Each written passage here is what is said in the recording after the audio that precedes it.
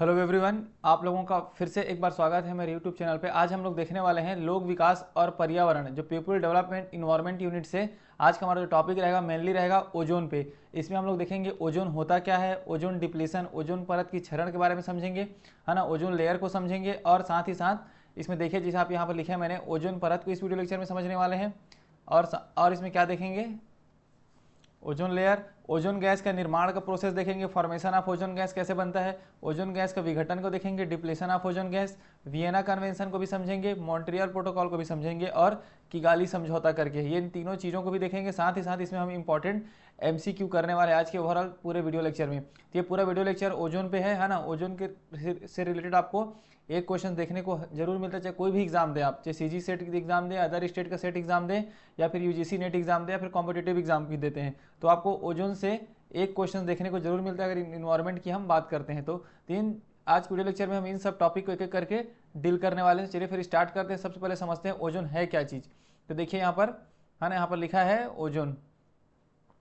सबसे पहले समझते हैं ओजोन परत पृथ्वी के वायुमंडल के समताप मंडल में, मैंने अपने प्रीवियस वीडियो लेक्चर में बताया है जिसमें मैंने मंडल को पढ़ाया है ना, लेयर्स के बारे में। तो समताप मंडल में आपको देखने को मिलेगा वायुमंडल के ओजोन देखने को मिलेगा हमें, है ना।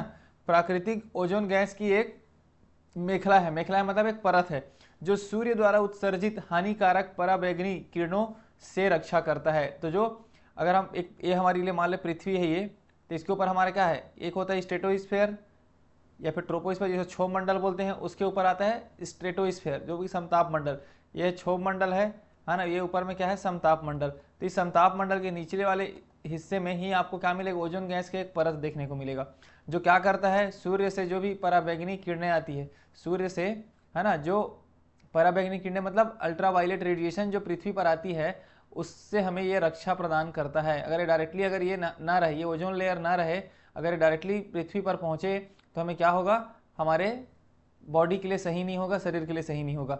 तो हमें इसी विकिरणों से, जो इसके रेडिएशन से, अल्ट्रावायलेट पराबैंगनी किरणों से रक्षा करने का काम करता है ओजोन का लेयर। इसीलिए हमारे लिए इंपॉर्टेंट हो जाता है ओजोन लेयर, है ना। ओजोन की परत जो है हमारे लिए मोस्ट इंपॉर्टेंट हो जाता है, इसको हमें बचाना बहुत ज़्यादा इंपॉर्टेंट हो जाता है। तो इसी को हम पढ़ रहे हैं। जो हमारे लिए देखिए क्या लिखा है, जो हानिकारक, जो पराबैंगनी किरणें से रक्षा करने के लिए कवच का कार्य करती है, हमारे लिए क्या कार्य करती है, कवच का कार्य करती है। तो ये हो गया हमारा इंपॉर्टेंट, इसी पे पूरा बेस्ड है हमारा थ्योरी, है ना।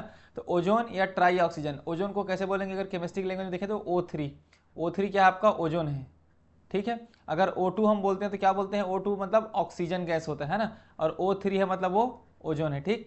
तो ये ट्राई एटॉमिक क्या है, ये ट्राई एटॉमिक, 3 ऑक्सीजन है, 1 2 3, इसे क्या बना O3, तो इसे क्या बोलेंगे, ट्राई एटॉमिक मॉलिक्यूल्स है ये। तो जो 3 ऑक्सीजन परमाणु से बना होता है ये प्राकृतिक गैस है। कैसा है ये, प्राकृतिक गैस है, जिसका रासायनिक प्रतीक क्या होता है, O3 होता है, जैसे कि मैंने बता दिया, ठीक है। तो ओजोन का क्लियर हो गया आपको। ओजोन कहाँ पाया जाएगा, समताप मंडल में पाया जाता है, वायुमंडल के, है ना। जो पराबैंगनी किरणें जो आती है सूर्य से, उससे हमें रक्षा प्रदान करती, कवच का कार्य करती है वो। और साथ ही साथ ओजोन का फार्मूला O3 होता है, ठीक है। तो ओजोन हमारे वायुमंडल में दुर्लभ रूप में पाया जाता है। प्रत्येक 10 लाख हवाओं के, देखिए समझिए, प्रत्येक 10 लाख हवाओं के अणुओं पर औसतन करीब 3 ओजोन अणु पाए जाते हैं। तो अगर आपको डिफरेंट डिफरेंट जो वायुमंडल में जो गैसेज हैं, अगर उनका हम बोलेंगे 10 लाख, है ना, 10 लाख हवाओं के अणुओं मतलब 10 लाख मॉलिक्यूल्स, 10 लाख मॉलिक्यूल्स आपको देखने को मिलेगा हवाओं में, एयर में, तब जाकर के हमें 3 उसमें से क्या मिलेगा, ओजोन मिलेगा। मतलब ओजोन बहुत ही दुर्लभ है, मतलब बहुत कम है, इसीलिए हमारे इसको बचाना हमारे लिए बहुत ही ज़्यादा इंपॉर्टेंट हो जाता है। इस छोटी सी मात्रा के बावजूद ओजोन की हमारे वायुमंडल में जीवंत भूमिका, मतलब इस इतनी कम मात्रा है फिर भी हमारे लिए वो बहुत ही ज़्यादा इंपॉर्टेंट है। क्यों इंपॉर्टेंट है, क्योंकि वो पराबैंगनी किरणों को हमारे तक पहुंचने में रोकती है, कवच का कार्य करती है। इसलिए इसको बोला जा रहा है कि 10 लाख हवाओं के जो अणु हैं, 10 लाख एयर के जितने भी जो मॉलिक्यूल्स हैं, उसमें से 3 मॉलिक्यूल्स आपको देखने को मिलेगा ओजोन। तो कितना ज़्यादा इंपॉर्टेंट हो जाता है, ठीक है। अब हम चलते हैं ओजोन के बारे में समझते हैं थोड़ा, है ना। देखते हैं कि ओजोन का स्टार्टिंग कहाँ से हुआ, कब कब इसको पहचाना गया, खोजा गया, इस पे प्रोसेस क्या हुआ, सबको देख लेते हैं। जैसे 1840 में ओजोन की अणु की पहचान की गई और नामकरण किया गया। नामकरण मतलब O3 को क्या नाम दिया गया, ओजोन नाम दिया गया है, ठीक है। पहचान कब, 1840 में। 1900 में समताप मंडल की पहचान, 1900 में पता चला कि यह समताप मंडल में पाया जाता है, ठीक है। वायुमंडल के समताप मंडल में पाया जाता है, 1900 में पता चला। 1900 में, 1920 में अमोनिया के सुरक्षित विकल्प के रूप में हम लोग CFC का आविष्कार को देखे। CFC मतलब होता है क्लोरो फ्लोरो कार्बन, आगे वीडियो लेक्चर में पूरा क्लियर हो जाएगा आपको, क्लोरोफ्लोरोकार्बन है ना, इसके जगह हमने सोचा कि अमोनिया को यूज करना चाहिए। अब 1930 में प्राकृतिक जो ओजोन प्रक्रिया की पहचान है किसके द्वारा किया गया है, चैपमैन चक्र के द्वारा। तो देखिए जो भी मैं ओजोन का कालानुक्रम जो बता रहा हूँ, क्रोनोलॉजी, ये आपको याद उतना रखना नहीं है, ये एक सिंपल है, नॉलेज के लिए आपको पता होना चाहिए कि ओजोन गैस की खोज कब की गई थी, और इस पर जो प्रॉब्लम हुआ ओजोन लेयर के डिप्लेशन की जो बात करते हैं, ओजोन परत की क्षरण की बात करते हैं, ये कब ध्यान में आया और उसके अकॉर्डिंग कब कब क्या कार्य किया गया इसके बारे में बताया गया। ठीक है, तो 1970 में सुपरसोनिक विमानों के परिवहन से समताप मंडल की क्षति की चिंता की बात की गई। तो देखा गया कि समताप मंडल में जो है ना, जो समताप मंडल है मतलब जो क्षोभ मंडल के ऊपर मतलब जो स्ट्रेटोस्फीयर है उस पर जो कमी हो रही थी, ओजोन लेयर की जो कमी, ओजोन लेयर की जो परत है वो कम होती दिखाई दे रही थी, उसकी चिंता प्रकट की गई 1970 में। और अंटार्कटिका के ऊपर समताप मंडल के निचले भाग में ओजोन परत की क्षति की ब्रिटिश अंटार्कटिका सर्वे द्वारा पहचान की गई। देखिए अब एक होता है अटलांटिक, एक होता है अंटार्कटिका। तो अंटार्कटिका जो एरिया है ना, जो महाद्वीप है समझेंगे, उसमें क्या हुआ कि ओजोन का लेयर कम देखा गया, तब ये बात ध्यान में आई कि ओजोन का डिप्लीशन हो रहा है, ओजोन का कोई परत होता है इस टाइप से। ठीक है, 1974 में क्लोरोफ्लोरोकार्बन CFC प्रतिक्रिया की पहचान की गई, किनके द्वारा, रॉलेंड एंड मोलिना के द्वारा। ठीक है, 1978 में क्लोरोफ्लोरोकार्बन एरोजॉल पर संयुक्त राज्य अमेरिका, कनाडा है ना, स्कैंडिनेवियाई देशों में प्रतिबंध। तो 1978 में क्लोरोफ्लोरोकार्बन पे प्रतिबंध लगना स्टार्ट हो गया। अब क्लोरोफ्लोरोकार्बन क्या, ये भी हम समझेंगे भी है ना। जब क्लोरोफ्लोरोकार्बन से ही ओजोन का डिप्लीशन होता है, जो ओजोन परत के क्षरण की हम बात करते हैं, तो इसमें बहुत बड़ा महत्वपूर्ण पॉइंट हो जाता है क्लोरोफ्लोरोकार्बन। यही क्लोरोफ्लोरोकार्बन है जिसका हम यूज करते थे और करते हैं है ना, जिसके वजह से ही हमारा ओजोन लेयर का डिप्लीशन होता है, क्षरण होता है। ठीक है, तो इसी को लिखा है 1978 में जो अमेरिका देश है, कनाडा है, इसके इंडिया है ना, ये सब देशों के द्वारा क्या कर दिया गया, इसका प्रतिबंध लगा दिया। फिर 1980 में CFC उत्पादन में वृद्धि जारी रही, बट 1980 तक भी उत्पादन में जारी रही। फिर 1985 में दक्षिण ध्रुवीय ओजोन छिद्र की ब्रिटिश वैज्ञानिक द्वारा खोज की गई, जो अंटार्कटिका ओजोन छिद्र कहलाता है। तो याद रखेंगे सबसे ज्यादा ओजोन का डिप्लीशन कहाँ पर है, अंटार्कटिका में है, इस चीज को याद रखेंगे, जो कि दक्षिण ध्रुव पोर्शन है ना। ग्लोब में अगर पृथ्वी का हम ग्लोब देखते हैं तो जो नीचे वाला पोर्शन है उसको दक्षिणी ध्रुव बोलते हैं, ऊपर वाले को उत्तरी ध्रुव। ठीक है, तो अंटार्कटिका में ही सबसे ज्यादा ओजोन डिप्लीटेड होते हुए देखा गया है, मतलब सबसे कम ओजोन की परतें वहीं पर है, क्योंकि वहाँ ज़्यादा से ज़्यादा परतें क्या हो गई है, डिप्लीट हो गई है, क्षरण हो गया है। तो इसलिए अंटार्कटिका को याद रखेंगे आप। ओजोन छिद्र कहाँ देखा गया सबसे ज़्यादा, तो अंटार्कटिका में। ठीक है, 1987 में फिर क्या हुआ, देखो 1985 में देखा गया कि ओजोन का डिप्लीशन बहुत ज़्यादा हो रहा है, अंटार्कटिका में देखा गया कि ओजोन का छिद्र आ गया। अभी हम समझेंगे ओजोन छिद्र क्या है, ये भी हम देखेंगे आने वाले वीडियो लेक्चर में। ठीक है, और इसी वीडियो लेक्चर के लास्ट में भी देखेंगे। तो 1987 में क्या होता है, मॉन्ट्रियल प्रोटोकॉल आता है। ठीक है, इसके बारे में समझने। 1996 में क्लोरोफ्लोरोकार्बन एवं अन्य ओजोन विघटनकारी पदार्थों पर प्रतिबंध लग जाता है, 100% प्रतिबंध लगा दिया जाता है 1996 तक। और 2030 तक लिखा है हाइड्रोक्लोरोफ्लोरोकार्बन को धीरे धीरे पूरी तरह से बाहर करना। अब देखिए सबसे पहले क्लोरोफ्लोरोकार्बन यूज करते थे, इससे पता चला कि ओजोन का डिप्लीशन होता है, ओजोन परत का क्षरण होता है, तो इसके जगह क्या यूज करने की बात कही गई थी, हाइड्रोक्लोरोफ्लोरोकार्बन। ठीक है, क्या है, HCFCS, हाइड्रोक्लोरोफ्लोरोकार्बन, इसको यूज करने की बात कहेगी। फिर इसको भी बोला गया कि 2030 तक अब इसको भी हमें प्रतिबंध करना है, मतलब धीरे धीरे करके इसका भी यूज कम करना है। ठीक, ये हो गया लगभग ओजोन का जो कालानुक्रम है, हमने देख लिया, क्रोनोलॉजी को देख लिया, कब कब ओजोन के बारे में आया है। ये चीज़ें आपके नॉलेज के लिए, इसको अच्छे से इसको रटना नहीं है अच्छे, ठीक है, क्योंकि उतना भी इंपॉर्टेंट नहीं है कि आप इसको रट के जाएं। अभी आगे आएगा, उसको हम पढ़ते हैं। अब हम देखते हैं ओजोन परत क्या होता है, ओजोन लेयर। तो ओजोन गैस वायुमंडल में दो अलग अलग स्तरों में पाई जाती है। मैंने अपने प्रीवियस वीडियो लेक्चर में भी बताया है कि क्षोभ मंडल में भी ओजोन पाया जाता है, जिसको हम बोलते हैं ट्रोपोस्फेयर, है ना, ट्रोपोस्फेयर जो बोलते हैं हम लोग। और दूसरा है आपका समताप मंडल। समताप मंडल में भी आपको ओजोन लेयर देखने को मिलता है, जिसको बोलते हैं स्ट्रेटोस्फेयर। समताप मंडल क्या बोलते हैं, स्ट्रेटोस्फेयर। ठीक है, तो अब देखिए समताप मंडल लिखा है स्ट्रेटोस्फेयर, तो इसमें क्या होता है, ओजोन का अधिकांश भाग करीब 90% समताप मंडल की निचली परत 15 से 30 किलोमीटर के बीच पाया जाता है। क्लियर, तो जो समताप मंडल में 90% ओजोन कहाँ पाया जाएगा, ओजोन का अधिकांश भाग 90% कहाँ रहता है, समताप मंडल में रहता है। और कितने किलोमीटर में, 15 से लेकर के 30 किलोमीटर में। उसके बाद समताप मंडल की सीमा 10 से 17 किलोमीटर के ऊपर, 17 किलोमीटर, देखो 10 से 17 किलोमीटर के ऊपर से 50 किलोमीटर तक होती है। इस क्षेत्र की ओजोन को ही सामान्यतः हम ओजोन परत या ओजोन लेयर कहते हैं। देखिए तो जो समताप मंडल में जो ओजोन का लेयर पाया जाता है जो कि 90% है, जितने भी हमारे पूरे वायुमंडल में जितने ओजोन पाया जाता है, मान लेते हैं 100% ओजोन में से 90% ओजोन आपको कहाँ मिलेगा? समताप मंडल में मिलेगा। और इसी को ही हम क्या बोलते हैं? इसी मंडल में जो पाए जाने वाले लेयर को ही हम बोलते हैं ओजोन लेयर। याद रखेंगे, ओजोन लेयर की जब हम बात कर रहे हैं कि ओजोन परत की क्षरण की बात कर रहे हैं ना, तो इसी समताप मंडल के ओजोन लेयर की हम बात करते हैं। एक और ओजोन लेयर मिलता है जो क्षोभ मंडल, उसको भी देखेंगे, ठीक है। तो समताप मंडल में ओजोन का निर्माण लगातार पराबैंगनी किरणों से लघु तरंग दैर्ध्यों द्वारा होता रहता है। तो इसी ये पृथ्वी है, जैसे कि मैंने बोला, ये क्षोभ मंडल का एरिया है, इसके ऊपर समताप मंडल है। तो ये क्षोभ मंडल और समताप मंडल का जो एरिया है स्टार्टिंग वाला है ना, इसमें आपको क्या मिलेगा? ओजोन लेयर मिलेगा। तो यहाँ पर ही इसका क्या होता है? सिंथेसिस होते रहता है, यहीं पर ही ये इसका निर्माण होते रहता है इसी लेयर पे, और यहीं पर भी विघटन भी होते रहता है, डिकम्पोज भी होते रहता है। इसी को हमें समझना है। तो जो क्षोभ मंडल में, जो समताप मंडल में जो 90% ओजोन लेयर पाया जाता है, यही क्या कहलाता है? ओजोन लेयर कहलाता है। एक्चुअल में हम इसी को ही स्टडी करने वाले हैं, ठीक। अब देखते हैं, एक होता है ट्रोपोस्फेयर पे, मतलब क्षोभ मंडल में भी ओजोन पाया जाता है। इस मंडल में ओजोन की बाकी 10% मात्रा पाया जाता है, जो वायुमंडल का निचला स्तर है। मैं पहले ही बताया था कि क्षोभ मंडल वायुमंडल का निचला स्तर है। तो क्षोभ मंडल का ओजोन बुरा ओजोन कहलाता है। देखिए, समताप मंडल का ओजोन ये क्या है? अच्छा ओजोन है, मतलब ये हमारे लिए बेनिफिशियल है, अच्छा है, ठीक है।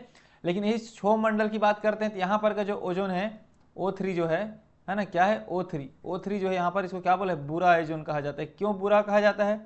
क्योंकि यह अणु वायु को प्रदूषित करता है एवं स्मॉग के निर्माण में मदद करता है, जो श्वसन के लिए अच्छा नहीं होता। आप देखे होंगे फोटोकेमिकल स्मॉग, फोटोकेमिकल स्मॉग, इसको मैंने बताया अपने प्रदूषण वाले वीडियो लेक्चर में, उसको देख सकते हैं। तो जो फोटोकेमिकल स्मॉग होता है ना, जो धुंधलापन होता है, जो हमारे लिए वातावरण के लिए अच्छा नहीं है, इसके निर्माण में O3 का बहुत बड़ा योगदान है, ओजोन का बहुत बड़ा योगदान है। लेकिन कौन सा ओजोन? क्षोभ मंडल में जो उपस्थित ओजोन है उनका।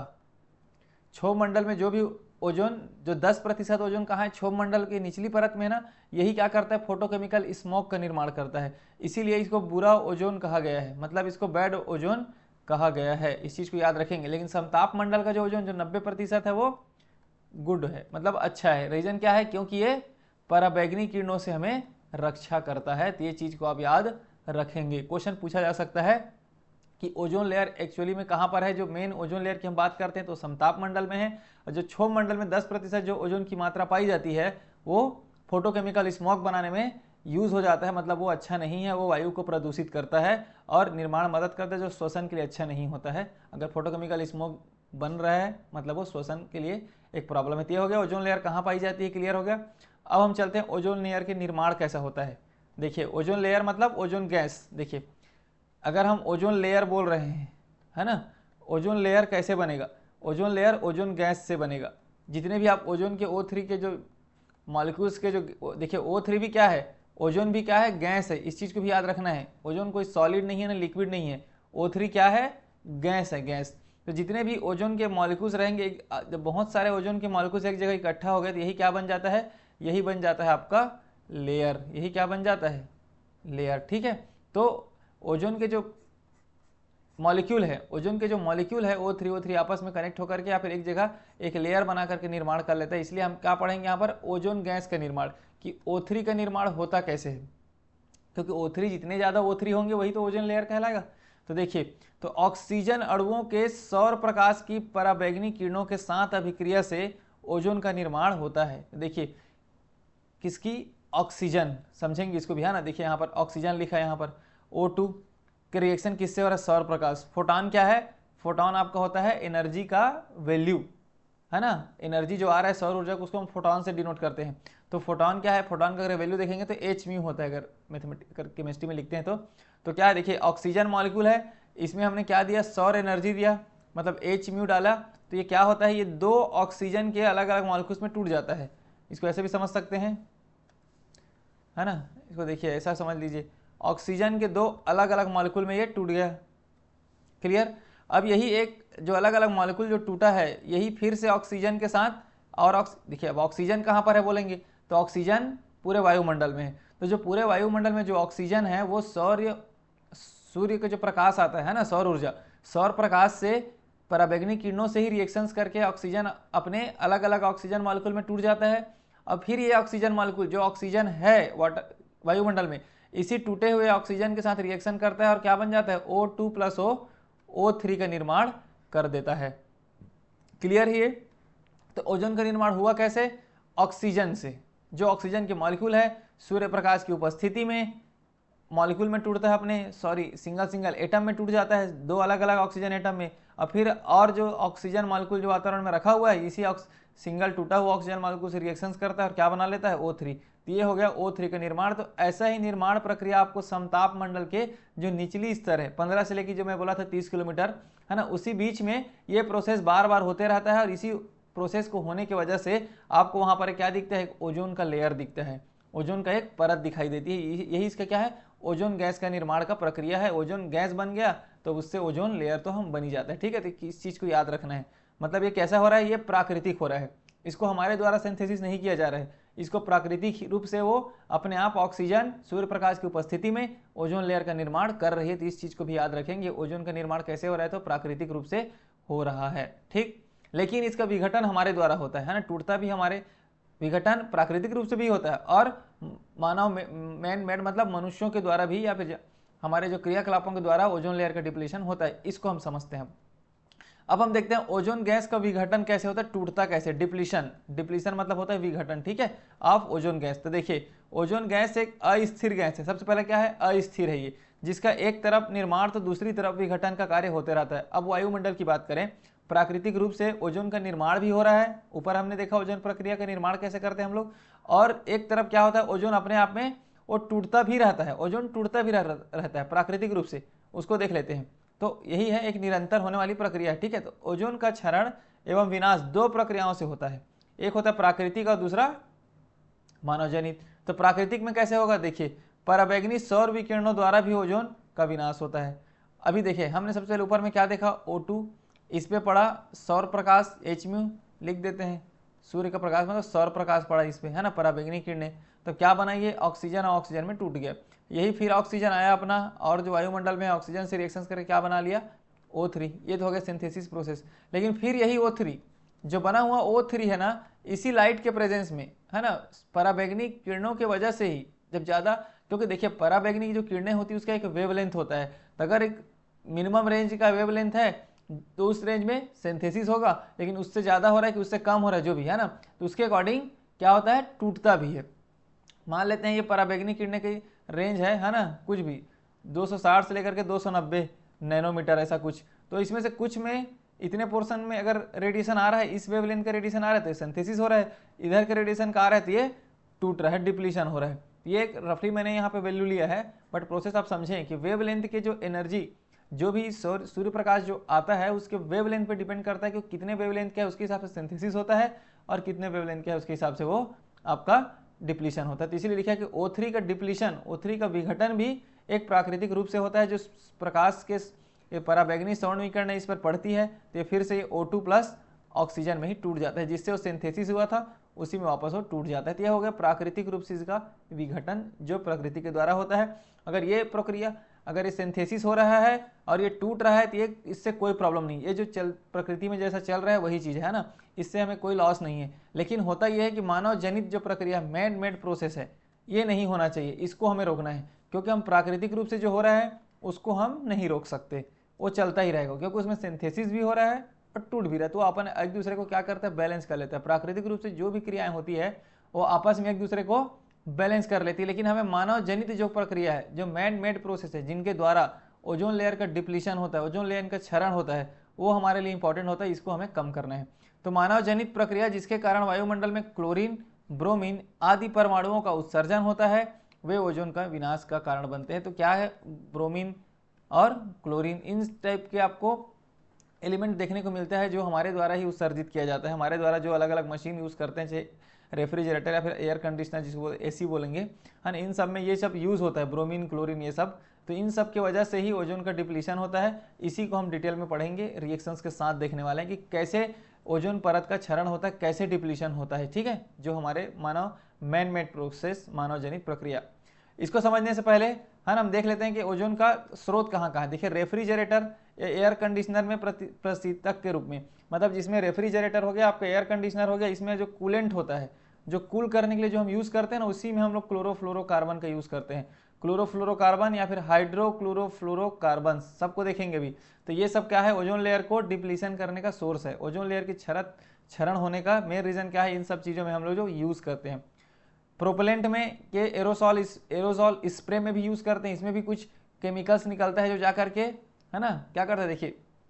अब ऐसा समझ लीजिए, जो हम एयर कंडीशनर या रेफ्रिजरेटर यूज़ कर रहे हैं उसमें हम क्लोरीन फ्लोरीन कार्बन, क्लोरोफ्लोरोकार्बन्स या हाइड्रोक्लोरोफ्लोरोकार्बन्स, मतलब क्लोरीन फ्लोरीन कार्बन, इस टाइप के एलिमेंट का यूज़ करते हैं, इसके कंपाउंड का यूज़ करते हैं। तो जब हम ये सब यूज़ करते हैं ना, तो ये यहाँ से रिलीज होने के बाद, निकलने के बाद कहाँ चला जाता है, ये चला जाता है समताप मंडल में, और समताप मंडल में ओजोन पाया जाता है। तो ये जा करके वहाँ पर यही सब क्लोरीन फ्लोरीन कार्बन जो भी है, जा करके यहाँ पर क्या करता है, इसी ओजोन लेयर को डिप्लीट करने का काम करता है, मतलब क्षरण करने का काम करता है। इसी को हम समझने वाले हैं अभी रिएक्शंस के साथ, ठीक है। तो सबसे पहले देख लेते हैं कि जो भी हम लोग यहाँ पे देखे क्लोरीन ब्रोमीन जो भी है ना, जो ओजोन लेयर को क्षरण करते हैं, उसका सोर्स का है, कहाँ कहाँ से वो निकलता है। तो देखिए, फोमिंग एजेंट के रूप में अगर प्लास्टिक निर्माण की इंडस्ट्री में फोमिंग एजेंट यूज़ करते हैं, इसमें से भी आपको देखने को मिलेगा जो ओजोन लेयर को क्षरण करते हैं ऐसा एलिमेंट। मशीन या फिर धात्विक वस्तुओं की सफाई करने वाले विलायक में आपको देखने को मिलेगा। आग बुझाने वाले कारक में भी आपको देखने को, जैसे हम कार्बन टेट्राक्लोराइड जो यूज़ करते हैं अग्निशामक यंत्र में, आग बुझाने वाले में, इसमें से भी क्लोरीन मिलेगा। यही क्लोरीन समताप मंडल में जा करके उस ओजोन का क्षरण कर देता है। तो इसी को रिएक्शंस के साथ समझेंगे, ठीक है। अब एक एक करके देखिए, हम क्या पढ़ रहे हैं, मैन मेड प्रोसेस को देखेंगे, मानव जनित प्रक्रियाएं। उससे पहले देख लेते हैं ओजोन विघटनकारी पदार्थों की सूची, कौन कौन से ऐसा गैसेज है जो ओजोन को डिप्लीट करता है, ओजोन को क्षरण करता है। देखिए, सबसे पहले CFCs का फुल फॉर्म क्या है, क्लोरोफ्लोरोकार्बन, C से क्लोरो, F से फ्लोरो और CS से कार्बन्स का है, इंग्लिश में भी लिख दिया है क्लोरोफ्लोरोकार्बन्स। उसके बाद है हाइड्रोक्लोरोफ्लोरोकार्बन, देखिए हाइड्रोक्लोरोफ्लोरोकार्बन्स। तो ये सब चीज़ों को आपको नाम को याद रखना पड़ेगा आपको, है ना, नाम आपको अच्छे से याद रखना पड़ेगा, क्योंकि ये चीज़ें पूछी जा सकती है फुल फॉर्म। अब देखिए, ये हाइड्रोक्लोरोफ्लोरोकार्बन्स को क्या बोलते हैं, फेरान या फिर फेरांस लिखे, हाँ फेरांस, ठीक है। तो इस चीज़ को याद रखना है आपको, फेरांस किसको बोलते हैं, तो हाइड्रोक्लोरोफ्लोरोकार्बन्स को, इस चीज़ को याद रखें। मैं बताऊंगा हाइड्रोफ्लोरोकार्बन्स का एग्जैक्ट मतलब क्या है, क्लोरोफ्लोरोकार्बन्स का भी क्या है, सब देखेंगे भी डिटेल में, है ना। तो फेरांस किसको बोलते हैं, हाइड्रोक्लोरोफ्लोरोकार्बन्स को। हैलॉन करके होता है ना, हैलॉन में ब्रोमीन यूज करते हैं। HBFC देखिए, हाइड्रो, H से हाइड्रो, B से ब्रोमो, F से फ्लोरो और CS से कार्बन्स। तो क्या हो रहा है, हाइड्रो ब्रोमो फ्लोरो कार्बन्स। पता होगा आपको, तीन element, fluorine chlorine bromine iodine, ये सब होता है ना हैलोजन कंपाउंड्स। इन सब चीज़ों को थोड़ा पता होना चाहिए एलिमेंट के बारे में, ठीक। उसके बाद देखिए CCl4, जिसको बोलते हैं हम लोग कार्बन टेट्राक्लोराइड, क्योंकि 4 क्लोराइड है तो टेट्राक्लोराइड, इसलिए कार्बन टेट्रा मतलब 4, क्लोराइड मतलब क्लोरीन, एक कार्बन है और 4 क्या है इसमें, क्लोरीन है, इसलिए इसका नाम क्या है, कार्बन टेट्राक्लोराइड। उसके बाद क्या है, CH3CCl3, इसको लिखेंगे कैसे, देखिए CH3CCl3, इसका नाम क्या होगा, देखिए ये जो है ना आपका CH3, इसको बोलते हैं मिथाइल। तो ये मिथाइल जो कहाँ से आएगा, ये CH3 का है, और CHCl3 को हम बोलते हैं क्लोरोफॉर्म। क्या बोलते हैं, क्लोरोफॉर्म। तो यहीं से आया है। इसमें देखिए, इसी CH3 से एक H को निकाल के हमने क्या लगा दिया है, CH3, इसीलिए मिथाइल क्लोरोफॉर्म। इसका नाम क्या होगा, मिथाइल क्लोरोफॉर्म, ठीक है। और समझा देता हूँ, ये हो गया CH3, ये है CCl3। तो ये वाला पोर्शन को बोलते हैं मिथाइल या मेथिल, जो भी हिंदी में बोलेंगे तो मिथाइल मेथिल, और ये क्या है, क्लोरोफॉर्म से आया है, तो इसलिए मिथाइल क्लोरोफॉर्म, ठीक है। ये क्या देखिए, मिथाइल ब्रोमाइड, ये CH3 और Br, ये क्या है, CH3 मिथाइल होता है, केमिस्ट्री में मेथिल होता है, और ये क्या होता है, ब्रोमीन से ब्रोमाइड, तो क्या है, मेथिल ब्रोमाइड। CH2Cl, CH2, देखिए यहाँ पर मैंने जो 2, 3, 4 जो लिखा है ना, उसको आप सिस्टमेटिक लिखेंगे, क्योंकि जैसे मैंने CH2BrCl की बात करूँ, इसको बात करूँ तो इसको कैसे लिखना है आपको, इसको आपको लिखना है CH2 नीचे रहेगा, फिर BrCl, तो जितना भी जो नंबरिंग वाला चीज़ है उसको आप नीचे में लिखेंगे, सबस्क्रिप्ट में लिखेंगे, है ना। तो ये क्या है, ब्रोमो क्लोरो मीथेन, इसमें देखिए ब्रोमीन है, क्लोरीन है, तो ब्रोमो क्लोरो, ये कहाँ से आया है, मीथेन से आया है, मीथेन मतलब CH4। तो इन सब का नाम भी आपको याद होना चाहिए थोड़ा बहुत, है ना। NOx मतलब होता है, NO मतलब होता है नाइट्रोजन ऑक्साइड, X मतलब होता है कि NO2 भी हो सकता है, NO3 भी हो सकता है, N2O5 भी हो सकता है, मतलब इस टाइप से X मतलब 2, 3, 4 कुछ भी हो सकता है, जिसको हम लोग बोलते हैं नाइट्रोजन के ऑक्साइड। अब NO अगर मान लेते हैं यहाँ पर NO2 होता, NO2 तो क्या बोलते हैं, नाइट्रोजन डाइऑक्साइड। ठीक है, तो इस टाइप से क्वेश्चन है। तो ये हो गया ओजोन के मेनली जो विघटनकारी जो सब्सटेंसेज है, बहुत इंपॉर्टेंट है। ओजोन को विघटनकारी मतलब जो ओजोन को डिप्लीट करता है वो सब सब्सटेंस है। यहाँ पर इनका नाम आपको पता होना चाहिए, इसको कॉपी में अच्छे से लिख लें। ठीक है, अब हम इन्हीं के बारे में एक एक करके पढ़ेंगे और देखेंगे कि ओजोन का डिप्लीशन कैसे होता है, ओजोन परत का क्षरण कैसे होता है। चलिए फिर स्टार्ट करते हैं। सबसे पहला देखिए आप, क्लोरोफ्लोरोकार्बन्स। सबसे पहला हमारे लिए इंपॉर्टेंट है क्लोरोफ्लोरोकार्बन्स। फुल फॉर्म बता दिया। तो समताप मंडली ओजोन क्षरण हेतु जिम्मेदार पदार्थों में सबसे मुख्य क्या होता है, क्लोरोफ्लोरोकार्बन से। तो सबसे ज्यादा ओजोन परत का क्षरण इसी के वजह से होता है, क्लोरोफ्लोरोकार्बन की वजह से। अब क्लोरोफ्लोरोकार्बन्स में क्या होता है, अणु क्लोरीन, फ्लोरीन, कार्बन से बना होता है। जैसे अभी देखेंगे नीचे में, देखिए अभी मैं बताऊंगा अभी, है ना। इसका व्यापारिक नाम क्या है, फ्रीऑन है। इस चीज को याद रखेंगे। देखिए वहां पर हाइड्रोक्लोरोफ्लोरोकार्बन्स की मैंने बात किया था, इस जगह को देख लीजिए, कंफ्यूजन नहीं होना चाहिए, है ना। इस वाले में देखिए, इसको क्या बोल रहे हैं, फ्रियान बोल रहे हैं, सॉरी फेरांस बोल रहे हैं। क्या बोल रहे हैं, फेरान। किसको, इसको, इस वाले को, हाइड्रोफ्लोरोकार्बन्स को फ्रेयान बोल रहे हैं। लेकिन जो क्लोरोफ्लोरोकार्बन्स को क्या बोल रहे हैं, क्लोरोफ्लोरोकार्बन्स को फ्रीयान बोल रहे हैं, फ्रीयान। तो इस चीज को, डिफरेंस को, नाम को आपको पता होना चाहिए, क्योंकि इसमें कंफ्यूजन हो सकता है। ठीक, अब देखते हैं यहाँ पर 65 से लेकर के 110 साल तक ओजोन अणुओं का क्षरण करते रहते हैं। अब देखिए इसके इतना पावर है इस क्लोरोफ्लोरोकार्बन्स का कि ये एक बार चला गया तो 65 से लेकर 65 से लेकर 110 साल तक ये कहाँ मिलेगा आपको, वायुमंडल में रह सकता है। तो इसके अगर रहेगा मतलब वो ओजोन परत की क्षरण करते रहेगा। इसीलिए क्लोरोफ्लोरोकार्बन पर प्रतिबंध लगा दिया गया, क्योंकि इसे बहुत लंबे समय तक ये वायुमंडल में प्रेजेंट रहता है, खत्म नहीं होता। चूंकि ये उष्मीय रूप से स्थिर होते हैं, क्योंकि देखिए बहुत स्थिर होते हैं, मतलब ये लाइट के प्रेजेंस में उतना ये डिस्टर्ब नहीं होता ना, अतः ये क्षोभ मंडल में उपस्थित रह पाते हैं, परंतु समताप मंडल में यूवी विकिरणों द्वारा ये नष्ट हो जाते हैं। अब देखते हैं इसी को, है ना, समताप मंडल में नष्ट कैसे होता है। अब समझते हैं कि ओजोन परत को एक्चुअल क्षरण होता कैसे है। अब इसको देखिए, कुछ CFCs हैं, कुछ क्लोरोफ्लोरोकार्बन्स है जो हम यूज करते हैं कहाँ पर, अपने एयर कंडीशनर में। तो इसका देखिए CFC11 नाम है, CFC2 है। इसका CFC11 क्या है, ट्राई क्लोरोफ्लोरोमीथेन। अब इसको लिख लेते हैं, देखिए ट्राई क्लोरोफ्लोरोमीथेन। तो समझते हैं कैसा नामकरण किया गया है। अगर एक कार्बन है ना तो इसको बोलते हैं मीथेन, एक कार्बन है तो मीथेन। और कितने क्लोरीन है, 3। एक बार और लिख देता हूं, Cl3, फिर F के बाद है C। तो C से कार्बन मीथेन हो गया, एक कार्बन है तो। ये कितने क्लोरीन है, 3, तो ट्राई क्लोरो। अब F से फ्लोरो, तो इसका नाम क्या हो गया, ट्राई क्लोरो। एक फ्लोरीन है तो फ्लोरो, और क्या है आपका मीथेन ना, कार्बन की जगह क्या लिखेंगे, मीथेन।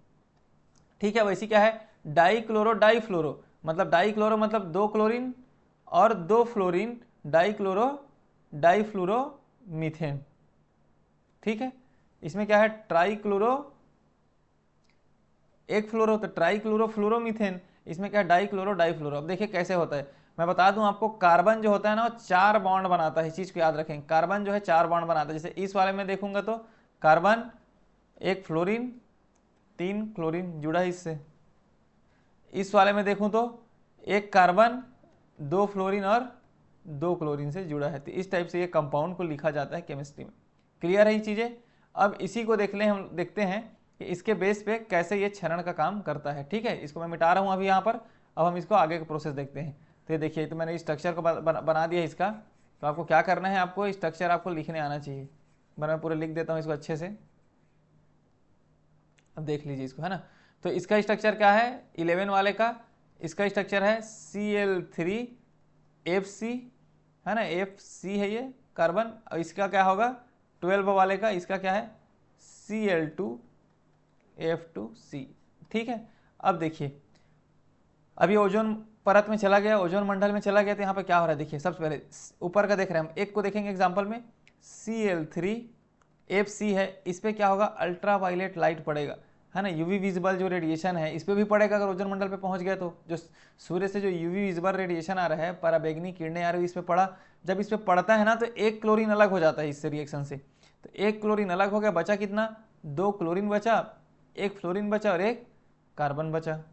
क्या बचा, कार्बन है ये, इसको कार्बन लिखते हैं ना, समझे इसको। 3 क्लोरीन पहले था, कितना था, 3 क्लोरीन पहले था, इसमें से 1 क्लोरीन अलग हो गया, 2 क्लोरीन बचा और 1 फ्लोरीन और 1 कार्बन बचा। अब ये जो क्लोरीन बचा है आपका, ये जो क्लोरीन बचा है ना, यही ओजोन को डिप्लीट करे। कैसे, अब देखिए ये ओजोन है हमारे पास O3, इसमें ये क्लोरीन जाएगा, रिएक्शंस करेगा क्लोरीन के साथ, तो क्लोरीन और ऑक्सीजन मिला के क्या बन जाएगा, ClO, क्लोरीन ऑक्साइड बन गया, और क्या बच गया, O2। तो जो हमारा O3 अब टूट के क्या बन गया, O2 में। तो यही क्या है, ओजोन का क्षरण हो रहा है। क्लियर हुआ कि नहीं हुआ, यही है ओजोन का क्षरण हो रहा है। एक बार और समझ लेते हैं, हमारे पास क्या है, CFC11 है, CFC11 या फिर इसको ले लेते हैं, इसको भी, चलो दूसरा वाले को, CFC12 को। तो इसमें मैं लिख दूं कार्बन का 2 फ्लोरीन है, एक एक करके समझेंगे तब समझ आए, क्लोरीन है 2 फ्लोरीन है, ठीक है। अब इसको हम क्या करेंगे, रिएक्शंस करा दिए, लाइट है, जो पराबैंगनी किरणें जो सूर्य के प्रकाश की आ रही है वो तोड़ देता है इस बॉन्ड को, तो 2 फ्लोरीन तो बचा है और 1 क्लोरीन बचा है, 1 क्लोरीन टूट गया। अब ये जो क्लोरीन टूटा है यही क्लोरीन है जो जा करके ओजोन से, इतना अलग है ना, अलग रिएक्शन है, तो क्लोरीन जा करके इसी O3 से रिएक्शंस करेगा और O3 को O2 में तोड़ देगा और क्लोरीन और 1 ऑक्सीजन से बॉन्ड बना लेगा। तो ओजोन का क्या हो रहा है, यहाँ पर क्षरण हो रहा है। तो यही रिएक्शन आपको हर जगह देखने को मिलेगा। हाइड्रोक्लोरोफ्लोरोकार्बन से, तो इसमें फिर से क्लोरीन अलग होगा और जाके वो ओजोन से रिएक्शंस करके O3 से O2 में कन्वर्ट कर देगा। तो यही रिएक्शन बार बार होते रहता है, क्योंकि बार बार देखिए, अब इसमें कितने क्लोरीन है, जितने भी क्लोरीन है, जितने फ्लोरीन है, इस सब का काम है कि ओजोन को डिप्लीट करते जाता है, क्योंकि वो सेपरेट टूटते जाएगा, लाइट के प्रेजेंस में क्लोरीन अलग हो जाएगा, सब क्लोरीन अलग अलग हो जाएगा, और सब क्लोरीन जा जाके एक एक ओजोन अणु को O2 में कन्वर्ट कर देगा, मतलब ओजोन लेयर का क्षरण कर देगा, ओजोन गैस का विघटन कर देता है। ठीक है, तो समझ में आ गया होगा मैकेनिज्म आपको रफली। अब हम चलते हैं नेक्स्ट अपना हाइड्रोफ्लोरोकार्बन्स, हाइड्रोक्लोरोफ्लोरोकार्बन्स HCFC, इसको बोलते हैं, ये फ्लोरीन आधारित गैसों की द्वितीय पीढ़ी, सेकेंड जनरेशन है। अब सेकेंड जनरेशन क्यों बोला गया है, देखिए, जो कि क्लोरोफ्लोरोकार्बन्स गैसों के विस्थापन के रूप में आई थी। जब देखा गया कि क्लोरोफ्लोरोकार्बन्स का, है ना, क्लोरोफ्लोरो जो कार्बन्स है, CFCs हैं, ये बहुत ज़्यादा ओजोन परत का क्षरण कर रही थी, इनके रिप्लेस में, इनके जगह HCFC लाया गया। क्या लाया गया, HCFCs, हाइड्रोक्लोरोफ्लोरोकार्बन्स लाया गया, क्योंकि ये इसके कंपैरिजन में कम क्षरण करता है ओजोन लेयर का, कम डिप्लीशन करता है ओजोन लेयर का। ठीक है, तो इसका भी 2-3 नाम है, जैसे देख लीजिए, HCFC22 इसका नाम है ना, HCFC 123। तो ऐसे ही अगर आप नॉर्मली एक फार्मूला ले लें, HC और एक फ्लोरीन ले लेते हैं और कार्बन ले लेते हैं, तो इसमें देखिए 4 बॉन्ड बनाना है कार्बन का, तो एक, सॉरी 1 मिनट, नाम के अकॉर्डिंग अगर बनाए तो क्या होगा, समझिए इसको, है ना। हाइड्रोफ्लोरोकार्बन्स यहाँ पे नीचे में लिखते हैं, क्या है, HCFCs। हाइड्रो से क्या मिलेगा आपको, हाइड्रोजन, C से क्या मिलेगा, क्लोरीन, F से क्या मिलेगा, फ्लोरीन, और एक कार्बन। तो कार्बन का 4 बॉन्ड होना चाहिए, तो यहाँ पर कितना बॉन्ड होगा अगर बनाएंगे तो, एक कार्बन लिखते हैं तो एक फ्लोरीन जुड़ा है, एक क्लोरीन जुड़ा है, एक हाइड्रोजन जुड़ा है, ये 3 बॉन्ड हुआ ना, तो एक बॉन्ड और कुछ होगा, इसके जगह आप क्लोरीन लिख सकते हो, फ्लोरीन लिख सकते हो। तो ये क्या हो जाएगा फार्मूला, अगर इसी फार्मूला की हम और बात करेंगे तो क्या लिखेंगे, HCl2FC, इस टाइप से है, हाइड्रोक्लोरोफ्लोरोकार्बन्स। तो ऐसा है ये फिर अल्ट्रावायलेट रेट, मतलब पराबैंगनी किरणें इस पे पड़ेगी, तो एक क्लोरीन के भी तोड़ देगा, क्लोरीन अलग हो गया, और आपको क्या मिला, HF बचा है, नीचे में Cl बचा है, इधर क्या बचा है, इधर भी आपका H बचा है, तो क्लोरीन अलग हो गया।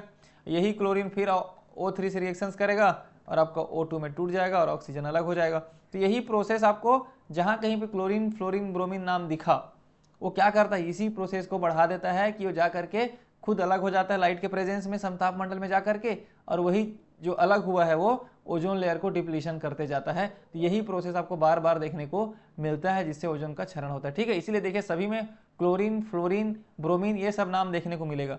हेलोजन परमाणु का नाम आपको देखने को मिलेगा ही मिलेगा, क्योंकि ये डिप्लीशन करने का काम करता है। अब देखिए यहाँ पर, तो ये कार्बन, क्लोरोफ्लोरोकार्बन के विकल्प के रूप में ज्यादा पर्यावरण हितैषी होते हैं, मतलब एक कम ओजोन को डिप्लीशन करता था। हालांकि हाइड्रोक्लोरोफ्लोरोकार्बन्स ओजोन क्षरण एवं वैश्विक तापन दोनों में योगदान देते हैं, बट देखा गया है कि ये क्लोरोफ्लोरोकार्बन्स की अपेक्षा कम ओजोन को क्षरण कर रहा है, कम ओजोन को खत्म कर रहा है, डिप्लीट कर रहा है। बट देखा गया है कि इसके वजह से ना ग्लोबल वार्मिंग हमारा बढ़ रहा है। क्या बढ़ रहा है, ग्लोबल वार्मिंग, मतलब अर्थ के टेम्परेचर को बढ़ाने के लिए काफ़ी ये खतरनाक हो गया। समझ लीजिए कि अर्थ हम बचाने लाए थे, ओजोन को बचाने के लिए लाए थे कि क्लोरोफ्लोरोकार्बन्स की जगह यूज़ करेंगे हाइड्रोक्लोरोफ्लोरोकार्बन्स का, तो क्या हो जाएगा, ओजोन का डिप्लीशन कम होगा, कम हुआ डिप्लीशन, बट ये ऐसा हो गया कि ग्लोबल वार्मिंग को बढ़ाने लगा, वैश्विक तापन को ये इंक्रीज करने लगा, मतलब ये ग्रीन हाउस गैसों की जगह या गैसों की तरह व्यवहार करने लगा। तो फिर इसको भी क्या किया गया, बाद में इसको भी प्रतिबंध लगा दिया गया। जैसे मैंने बताया कि 2030 तक इसको भी उत्पादन में बैन कर दिया गया है। अभी हम देखेंगे मॉन्ट्रियल प्रोटोकॉल, वियना कन्वेंशन, जिसमें आपको डिटेल में समझ में आ जाएगा। इसलिए मॉन्ट्रियल प्रोटोकॉल के तहत वैश्विक नियमों का एक भाग के रूप में धीरे धीरे उपयोग से हटा दिया गया है। तो क्लियर है आप, तो समझ जाएंगे आप। क्लोरोफ्लोरोकार्बन सबसे ज्यादा मुख्य पदार्थ था ओजोन परत को क्षरण करने में, मेन सब्सटेंस था ये क्लोरोफ्लोरोकार्बन्स ओजोन डिप्लीशन में। इसके जगह हमने क्या लाया है, हाइड्रोक्लोरोफ्लोरोकार्बन्स। देखा गया कि ओजोन लेयर को कम खत्म कर रहा है, कम क्षरण कर रहा है, बट वैश्विक तापन में ये योगदान देते रहते, इसको भी थोड़ा हटाने की बात कही गई, ठीक है। और ऐसी बहुत सारे हैं। हैलान एक होता है, हैलान को बोलते हैं हाइड्रोब्रोमोक्लोरोकार्बन। अब देखिए इसमें हाइड्रो है तो H, ब्रोमीन है तो ब्रोमो है तो ब्रोमीन, क्लोरीन है तो क्लोरीन, और एक कार्बन, ठीक है, ऐसा है ना। क्या हो गया, HBCl और कार्बन। अब देखिए फिर 3 बॉन्ड है तो इसमें से ब्रोमीन 2 हो सकता है, क्लोरीन 2 हो सकता है, हाइड्रोजन भी 2 हो सकता है, तो अलग अलग नाम हो सकते हैं इसके, ठीक है। देखिए ब्रोमीन धारण करने वाले यौगिक, जैसे जिसको क्या बोलते हैं, हैलॉन बोलते हैं, याद रखना है। ब्रोमीन धारण करने वाले यौगिक को क्या बोलते हैं, हैलॉन। एवं HBFC उसी को लिखा है HBFC, इसका मतलब क्या है, हाइड्रोब्रोमोफ्लोरोकार्बन्स, अर्थात लिखा है हाइड्रोब्रोमोफ्लोरोकार्बन कहलाते हैं। दोनों यौगिक यग्निशामक यंत्र में प्रयोग किए जाते हैं। किस में प्रयोग किए जाते हैं, यग्निशामक यंत्र में प्रयोग किया। जबकि ऊपर हमने जो दोनों पढ़ा है वो कहाँ पर यूज किया जाता है, मेनली एयर कंडीशनर में यूज किया जाता है, रेफ्रिजरेटर में यूज किया जाता है, ये सब क्लोरोफ्लोरोकार्बन्स और हाइड्रोक्लोरोफ्लोरोकार्बन्स। क्लियर है। अब हम देख लेते हैं आगे नीचे। तो हाइड्रोब्रोमोफ्लोरोकार्बन्स में है ना ओजोन विघटनकारी क्षमता होता है। देखिए ओजोन डिप्लीटिंग पोटेंशियल होता है ये भी, और कितना ज्यादा होता है, तो यह ब्रोमीन परमाणु क्लोरीन परमाणु की तुलना में 100 गुना ज्यादा ओजोन अणुओं को नष्ट करता है। तो ब्रोमीन क्या कर रहा है, ब्रोमीन 100 गुना ज्यादा आपको देखने को मिलेगा, 100 गुना ज्यादा ब्रोमीन खत्म करता है, किसको, क्लोरीन के कंपैरिजन में 100 गुना ज्यादा खतरनाक है। सिंपल सी बात है, तो इस चीज को याद रखेंगे। हैलॉन में क्या होता है, तो ब्रोमीन होता है, ठीक है। अगला है हमारा नाइट्रोजन ऑक्साइड, जो मैंने बताया था NOx, ये भी ओजोन लेयर को डिप्लीशन करता है। कैसे करता है, देखिए सबसे पहले रासायनिक अभिक्रिया O3 होता है, O3 से O2 + O प्राकृतिक रूप से होते रहते हैं। मैंने बताया है प्राकृतिक प्रक्रिया भी होती है विघटन का। तो O3 से O2 टूट रहा है, और जो हमारे पास नाइट्रोजन ऑक्साइड है NO, यह इस O3 से रिएक्शंस करता है तो क्या बना लेता है, NO2 बना लेता है और O2 में तोड़ देता है। देखिए वो इसको तोड़ दिया, एक ऑक्सीजन को खुद ले लिया NO2 बना लिया, O2 बन गया। अब ये NO2 है आपका, ये फिर सिंगल ऑक्सीजन से, जो सिंगल ऑक्सीजन बना है यहाँ पर, उससे रिएक्शन करके क्या बना लिया, NO + O2 बना लिया। फिर क्या बन गया NO, फिर यही NO ओजोन के साथ रिएक्शंस करेगा और क्या बना लेगा, NO2 और O2, मतलब ओजोन को तोड़ दे रहा है। NO क्या कर रहा है, नाइट्रोजन ऑक्साइड ओजोन को तोड़ के NO2 और O2 बना लेते। ये प्रोसेस बार बार चलते रहता है, ये चेन रिएक्शन है, ये बार बार टूट रहा है, बन रहा है, फिर से हर रिएक्शन में NO बनते रहेगा, और NO बनते रहेगा मतलब ये प्रोसेस बार बार होते रहेगा। बार बार हो रहा है मतलब ये ओजोन को O2 में कन्वर्ट करने का काम करते रहता है। तो ये भी होता है नाइट्रोजन के ऑक्साइड, ठीक है। चूंकि NO का पुनर्निर्माण तीसरे चरण में हो जाता है, इसलिए NO एक अकेला अणु 45 ओजोन अणुओं को नष्ट कर सकता है। देखिए एक NO का मॉलिक्यूल कितने, 45 NO2 के ओजोन के O3 के मॉलिक्यूल को नष्ट कर सकता है, मतलब बहुत ही ये ओजोन लेयर के लिए सही नहीं है ना। तो मृदा से भी NO2 निचले वायुमंडल तक अपरिवर्तनीय रूप में पहुंच जाती है एवं तब तक बनी रहती जब तक यह समताप मंडलीय पराबैंगनी किरणों द्वारा अपघटित ना हो जाओ। तो हम लोग मृदा में जो NO2 यूज करते हैं, है ना, वो कहाँ पर, अमोनिया यूज करते हैं हम लोग। तो अमोनिया के थ्रू NO2 बन करके वो समताप मंडल में पहुंच जाती है, जाके यूवी विजिबल। देखिए जितना भी जो विघटन हो रहा है, जैसे NO का O3 के साथ विघटन हुआ, मान लो NO2 से मैं बोला O2, ये सब किसके प्रेजेंस में, अल्ट्रा वायलेट रेडिएशन, पराबैंगनी किरणों की वजह से ही हो रहा है, क्योंकि लाइट के प्रेजेंस में ये सब टूटता है। किसी भी चीज को तोड़ने के लिए, किसी भी मॉलिक्यूल को टूटने के लिए लाइट चाहिए, प्रकाश चाहिए, ठीक है। अब आते हैं कार्बन टेट्राक्लोराइड, एक इंपॉर्टेंट है CCl4 मैंने बता दिया, 4 क्लोरीन है तो टेट्रा, क्लोरीन है तो क्लोराइड, तो कार्बन टेट्राक्लोराइड। ये भी कार्बन एवं क्लोरीन के परमाणु है, यहाँ पे देख रहे हैं आप। और क्लोरोफ्लोरोकार्बन्स के उत्पादन में इसे कच्चे माल की तरह इस्तेमाल किया जाता है। तो क्लोरोफ्लोरोकार्बन्स बनाने के लिए हम इसको कच्चे माल की तरह यूज करते हैं, किसको, टेट्राक्लोराइड को। और कार्बन टेट्राक्लोराइड की थोड़ी मात्रा का उपयोग अग्निशामक यंत्र में ड्राई क्लीनिंग एजेंट के रूप में तथा कीटनाशक दवाइयाँ, पेंट, विलायक आदि में भी यूज़ करते हैं। ये भी देखिए, अब क्लोरोफ्लोरोकार्बन है, CCl4 है, ये भी टूटेगा, बाद में जाके CCl3 बना लिया और एक क्लोरीन को अलग कर दिया। और यही क्लोरीन जा करके ओजोन के साथ रिएक्शंस करके O3 के साथ रिएक्शन करके क्या बन जाएगा, O2 और ClO। तो इससे भी क्या हो गया, फिर से देखिए क्लोरीन की वजह से हमारा O3 O2 में टूट गया, तो ये हमारे लिए हो जाता है। ठीक है, अगला है मिथाइल क्लोरोफॉर्म, जो मैंने बताया था कि CH3 CCl3 जो बोले हम लोग मिथाइल क्लोरोफॉर्म, ये भी क्या विलायक एवं गोंद निर्माण में प्रयोग में लाया जाता है। देखिए इसमें भी क्लोरीन है, मिथाइल क्लोरोफॉर्म में क्लोरीन है, वही सेम रिएक्शन अलग होकर के क्लोरीन टूटेगा और क्लोरीन फिर ऑक्सीजन ओजोन से रिएक्शन करके ClO बना लेगा और O2 बना लेगा। तो यही प्रोसेस आपको करना है। देखिए मॉन्ट्रियल प्रोटोकॉल के तहत इसे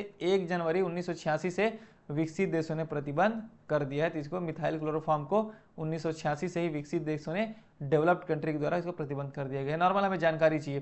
फ्लोरिनेटेड गैसेस, इसको हमने पढ़ा है डिटेल में अपने ग्लोबल वार्मिंग वाले वीडियो लेक्चर में, उसको देख सकते हैं आप। फ्लोरिनेटेड गैसेज जिसमें फ्लोरिन्स होता है, जैसे यहाँ पर लिखा है, ये गैसें मानव द्वारा ओजोन विघटनकारी गैसों के विकल्प पर लाई गई थी। देखिए अभी इन फ्लोरिनेटेड गैसेस को किसके जगह लाया गया था विकल्प के रूप में, किसके ऑप्शंस, किसके प्रेजेंस, मतलब किसके जगह लाया गया था, तो यही क्लोरोफ्लोरोकार्बन्स की जगह। क्लोरोफ्लोरोकार्बन्स, हाइड्रोक्लोरोफ्लोरोकार्बन्स, इन सब का यूज़ को कम करने के लिए हमने फ्लोरिनेटेड गैसेस लेके आया गया था। हालांकि इनके द्वारा ओजोन का विघटन अत्यंत कम होता है। देखिए फिर वही बात कि फ्लोरिनेटेड गैसेस की वजह से ओजोन का क्षरण तो कम होता है, परंतु इनकी वैश्विक तापन क्षमता बहुत अधिक है। मतलब वही बात है कि ग्लोबल वार्मिंग को ये बढ़ा देता है। ये हमारे लिए टेंशन की बात है कि इससे ओजोन लेयर तो बच रहा था, बट ग्लोबल वार्मिंग बढ़ रहा है। ग्लोबल वार्मिंग के लिए बहुत ज़्यादा खतरा हो जाता है, इसलिए इसको बाद में प्रतिबंध लगा दिया गया। ठीक, जैसे इसमें देखते कुछ कुछ फ्लोरिनेटेड गैसेज है, जैसे कि हाइड्रोफ्लोरोकार्बन जिसको हमने देखा है अभी, है ना, पर फ्लोरोकार्बन भी है, SF6 सल्फर हेक्साफ्लोराइड भी है। ये सब क्या होता है, ये सब हमारे वायुमंडल में ना बहुत समय तक, वायुमंडल में ये बहुत समय तक प्रेजेंट रहते हैं। अब बहुत समय तक प्रेजेंट रहने की वजह से ये ग्रीन हाउस गैसेज की जगह काम करने लगती है, तो इससे ग्लोबल वार्मिंग का प्रॉब्लम और बढ़ जाता है। तो इसलिए इन सब का यूज़ को भी धीरे धीरे करके अब बंद किया जा रहा है। तो मैं बता दूं, क्लोरोफ्लोरोकार्बन्स, हाइड्रोक्लोरोफ्लोरोकार्बन्स, ये सब रेफ्रिजरेटर, AC में यूज़ करते हैं, कूलिंग करते हैं। जो कूलिंग का जो प्रोसेस होता है ना, उस पर यह सब यूज़ होता है। अब इन्हीं से हमें क्लोरीन गैस या क्लोरोफ्लोरोकार्बन गैसेस ये हमें देखने को मिलती है, जो जाकर के समताप मंडल में इनका क्षरण करने का काम, डिप्लीट करने का काम करता है। ठीक है, अब हम देख लेते हैं ओजोन मंडल का मापन कैसे किया जाता है। इससे भी क्वेश्चन आता है, कौन सी यूनिट होता है ओजोन मंडल का, है ना। ओजोन को हम मेजर कैसे करेंगे, तो देखिए वायुमंडल में जो ओजोन होता है उसका मापन हम क्या कहते हैं, मापन डॉप्सन स्पेक्ट्रोमीटर द्वारा किया जाता है, जिसे डॉप्सन यूनिट में व्यक्त करते हैं। तो उसका वैल्यू किस में लिखते हैं हम लोग, डॉप्सन यूनिट, याद रखेंगे, इस चीज़ को भूलना नहीं। ओजोन लेयर को किस यूनिट के साथ मापा जाता है, तो डॉप्सन यूनिट। एक डॉप्सन यूनिट मतलब शुद्ध ओजोन 0.01 मिलीलीटर की मोटाई के बराबर होता है। क्योंकि ओजोन को हम ओजोन लेयर के फॉर्म में देखते हैं ना, ओजोन को हम किसके फॉर्म में देखते हैं, ओजोन लेयर के फॉर्म में। तो 0.01 मोटाई मतलब विड्थ 0.01 मिलीलीटर, सॉरी मिलीमीटर ना, mm, 0.01 mm की मोटाई को हम क्या बोलते हैं, ओजोन लेयर का 1 डॉप्सन यूनिट बोलते हैं। तो आपको याद बस ये रखना है कि ओजोन को मापने की इकाई क्या है, डॉप्सन यूनिट। ठीक है, और इसको जिस इंस्ट्रूमेंट से मापा जाता है, मेजर किया जाता है, वो है डॉप्सन स्पेक्ट्रोमीटर या फिल्टर ओजोन मीटर, है ना, या फिर टोटल ओजोन मैपिंग स्पेक्ट्रोमीटर। ये सब चीज़ें इसका क्या है, इंस्ट्रूमेंट है। इसको भी देख लेते हैं। तो वायुमंडल में ओजोन का औसत सांद्रण करीब 300 यूनिट डॉप्सन यूनिट है। तो वायुमंडल में मैक्सिमम कंसंट्रेशन कितना है इसका, 300 डॉप्सन यूनिट है ओजोन का। अगर कोई भी क्षेत्र जहां का सांद्रण 220 डॉप्सन यूनिट से नीचे गिर जाता है, उसको ओजोन छिद्र का भाग माना जाता है।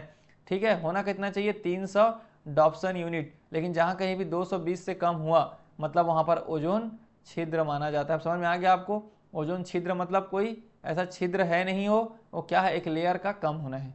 डॉप्सन यूनिट मैंने बता दिया, एक डॉप्सन यूनिट मतलब 0.01 mm की थिकनेस, मोटाई की बात हम करते हैं। ठीक है, तो ऐसा ही छिद्र आपको कहाँ देखा गया है, देखने को मिला है, तो अंटार्कटिका में आपको देखने को मिला है। ये काफ़ी इंपॉर्टेंट है, अंटार्कटिका में ओजोन छिद्र आपको सबसे ज़्यादा देखने को मिलता है, जिस चीज़ का रखना है। अब इसका प्रभाव देख लेते हैं, क्या क्या प्रभाव होता है। तो आपको पता है समताप मंडलीय ओजोन परत सूर्य की हानिकारक पराबैंगनी किरणों 220 लेकर देखिए 220 लेकर 300 नैनोमीटर तरंग दैर्ध्य को अवशोषित कर लेता है। तो ये हमारे लिए अच्छी बात है कि जो समताप मंडल में जो ओजोन है वो पराबैंगनी जो किरणें आती है 220 से लेकर के 320 नैनोमीटर तरंग दैर्ध्य का उसको अवशोषित कर लेती है, हमारे त्वचा को ये सबको इफेक्ट होने से बचाती है। ठीक है, समुद्री पारितंत्र पर प्रभाव देखिए, इफेक्ट ऑफ मरीन इकोसिस्टम। तो इसके वजह से अगर मान लो ओजोन लेयर नहीं है, ओजोन की परतें खत्म हो जाएगी, तो जो पराबैंगनी किरणें और डायरेक्टली आपको समुद्री पारितंत्र पर पड़ेगी, मतलब इकोसिस्टम पे पड़ेगी, सभी जगह पड़ेगी, है ना। तो इसी लिखा है फाइटोप्लैंक्टन जो होता है जलीय आहार जल के आधार पर निर्माण करते हैं, जल के प्रेजेंस में। और अल्ट्रावायलेट रेडिएशन अगर विकिरण की ज़्यादा मात्रा फाइटोप्लैंक्टन के उत्पादन में कमी ला देगी। अगर ज़्यादा अल्ट्रावायलेट रेडिएशन पहुंचेगा समुद्री पारितंत्र में, इकोसिस्टम में, मरीन इकोसिस्टम में, तो फिर क्या करेगी, फाइटोप्लैंक्टन को अपने भोजन बनाने में, आहार बनाने में प्रॉब्लम जाता है ना। ये सब चीज़ें हैं। और जैसे मछली हो गया, श्रिम्प हो गया, है ना, केकड़ा हो गया, उभयचर, ये सब जानवरों को विकास के चरणों में बाधा आने लगेगी, क्योंकि हद से ज़्यादा अगर उनको लाइट पड़ा या पराबैंगनी किरणें पड़ी तो इनको विकास रुक जाएगा, डेवलपमेंट रुक जाएगा। ठीक है, क्षति पहुंचाती है, जिस कारण इसका ये सब लिखा है मैंने यहाँ पे। और फाइटोप्लैंक्टन की संख्या में कमी से कार्बन डाइऑक्साइड की मात्रा बढ़ेगी, जिससे वैश्विक तापमान बढ़ेगा। अगर फाइटोप्लैंक्टन कम हो जा रहा है तो क्या बढ़ने, कार्बन डाइऑक्साइड की मात्रा बढ़ेगी। मैंने बताया है कि फाइटोप्लैंक्टन भी कार्बन डाइऑक्साइड को अवशोषित करने में बहुत काम आती है। इसको हमने देखा है कार्बन कैप्चरिंग में अपने ग्लोबल वार्मिंग वाले वीडियो लेक्चर में। ठीक है, उसके बाद है वनस्पति पर प्रभाव, इफेक्ट ऑफ वेजिटेशन। तो यूवी विजिबल, अगर यूवीबी है ना, देखिए यूवी विजिबल का 3 कैटेगरी होता है, यूवी ए पराबैंगनी किरणें, पराबैंगनी किरणें, सॉरी यूवी ए 3 कैटेगरी होता है, यू वी बी और यूवी सी। ठीक, तो विकिरण के बढ़े हुए स्तर से प्रतिकूल अनुकूल क्षमता के बावजूद पौधों की वृद्धि विकिरण द्वारा प्रत्यक्ष रूप से प्रभावित होती है। ज़्यादा लाइट पड़ेगा, जितना उनको चाहिए उससे ज़्यादा अगर प्रकाश पड़ रहा है यूवी विजिबल का, तो भी उनके लिए सही नहीं है पौधों के लिए। जिन फसलों में रासायनिक उर्वरक का अधिक मात्रा में प्रयोग किया जाता है, अधिक पराबैंगनी विकिरण के कारण झुलस जाएंगी वो, है ना, सिंपल सी बात है। तापमान में वृद्धि के कारण जलीय सतह तथा मृदा की नमी से वाष्पीकरण के थ्रू फसल सूखने लगेंगे। जो भी जैसे बोलते हैं कुछ फसल के लिए पानी की बहुत आवश्यकता होती है, लेकिन अगर हमारे ओजोन लेयर ही खत्म हो गए तो हमारे जो सूर्य के प्रकाश है वो डायरेक्टली पड़ेगा वहाँ पे, तो ज़्यादा से ज़्यादा वहाँ पर वाष्पीकरण की क्रिया होगी और फसल सूखने लगेंगे, मतलब पानी की कमी पड़ जाएगी। ठीक है, रोगों के प्रति प्रतिरोधक क्षमता कम हो जाती है, जैसे मटर गोभी की प्रतिरोधक क्षमता क्या हो जाती है, कम हो जाती है। पौधों के आकार में परिवर्तन आपको देखने को मिल सकता है, पौधों में पोषक तत्वों के वितरण में परिवर्तन हो सकता है, और विकास आदि उनके डेवलपमेंट में भी परेशानी आती है अगर ओजोन लेयर को डिप्लीट हो जाए, अगर डायरेक्टली अगर प्रकाश पड़े तो। ठीक है, मानव स्वास्थ्य पर तो जैसे मैं बताया हूँ, है ना, अनुवांशिक पदार्थ डीएनए को प्रभावित करेगा, ये जीन उत्परिवर्तन मतलब जीन म्यूटेशन हो जाएगा, जेनेटिक डिफेक्ट आपको देखने को मिल सकता है, त्वचा कैंसर में वृद्धि होगी, मोतियाबिंद एवं अन्य नेत्र दोष मतलब आई पे डिसीज होना स्टार्ट हो जाएगा, नेत्र दोष। प्रतिरक्षा, हमारा भी इम्यून सिस्टम कमजोर हो जाएगा, और सनबर्न मतलब हाथ पैर का जल जाना, जो बोलते हैं ना, धूप में अगर निकलते हैं तो जल गए, जो बोलते हैं सनबर्न, ये सब हमें देखने को मिलेगा हमारे अगर ओजोन लेयर को खत्म हो जाता है तो। ठीक है, ये सब इफेक्ट हो गया।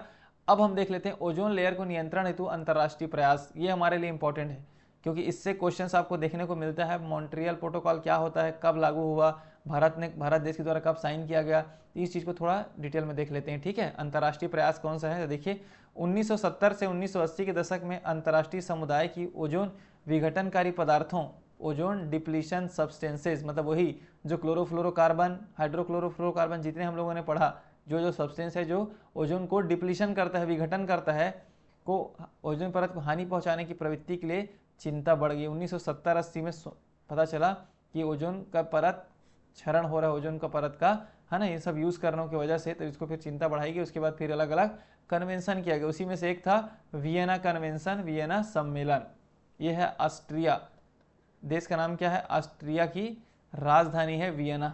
ये है यूरोप महाद्वीप में, आपको यूरोप में आपको देखने को मिलेगा। ठीक है, तो ओजोन परत की सुरक्षा हेतु विश्व स्तर पर वियना कन्वेंशन 1985 में, कब वियना कन्वेंशन 1985 में अपनाया गया एवं 1988 में ये कार्यविधि में आया। तो 1985 में वियना कन्वेंशन हुआ, मतलब बैठक हुई जिसे बहुत सारे रूल्स एंड रेगुलेशन डिसाइड किया गया, और जो कब से प्रभाव में आया, तो 1988 से प्रभाव में आया। ठीक है, यह एक बहुपक्षीय पर्यावरणीय समझौता है, मल्टीलेटरल मतलब बहुत सारे देशों के बीच सब के पक्ष को सुना गया और इन्वायरमेंटल एग्रीमेंट पर्यावरण को लेकर के एक समझौता है एवं इन्हें अक्सर फ्रेमवर्क कन्वेंशन के नाम से भी जाना जाता है, क्योंकि इसमें फ्रेमवर्क बनाया गया कि कैसे हमें आगे बढ़ना है ओजोन डिप्लीशन को लेकर के। क्योंकि वैज्ञानिक ओजोन परत की सुरक्षा हेतु किए गए प्रयासों के लिए इसने एक फ्रेमवर्क का काम किया है, क्योंकि फर्स्ट कन्वेंशन था ओजोन लेयर को लेकर के बात किया था, इसलिए इसको फ्रेमवर्क कन्वेंशन का भी नाम दिया गया। समझते हैं। तो 2009 में वियना कन्वेंशन